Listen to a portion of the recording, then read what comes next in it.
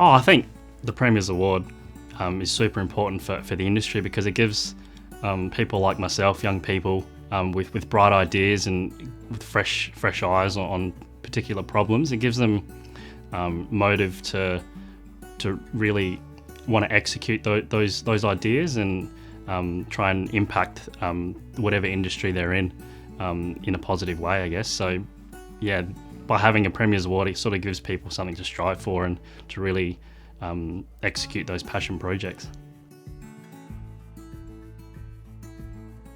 We all face, not only in the FIFO industry, in the mining industry, but in society in general, we all face challenges and adversity. And I guess for me, mental health and looking after our mental health is, I guess, on par with looking after our physical health. So I guess if you roll your ankle or you break your arm, you go see, you don't just walk around with a broken ankle and broken arm. You go see a physio, you go see a doctor, you go see a medical professional to help cure that ailment. And I guess one thing that I really want to achieve with this podcast is to transfer that narrative from the physical to the mental. And so when we go through hard times, we go through trauma and things like that, it has an effect on our mental health. And I guess looking at mental health as on par with the physical ailments, and you've got mental ailments, and then treating it the same way. So going to a medical professional, whether it be a counsellor or a therapist, to really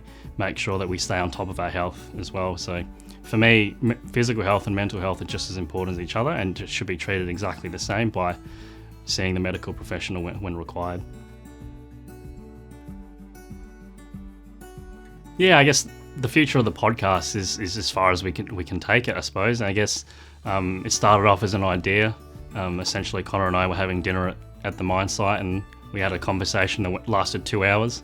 That had lots of insightful and engaging conversation in it, and we decided, why don't we just record this and see what happens? And then we realised that we work well with each other, and I guess from there it's grown into this movement that seems to be having a positive impact on the industry, or on the site, and hopefully the industry in the future. But I guess where we want to take it is just all over the country, essentially, just to start that conversation around mental health in that sort of mining FIFO industry, because it's a challenge that we all face, and it's a conversation that needs to be had.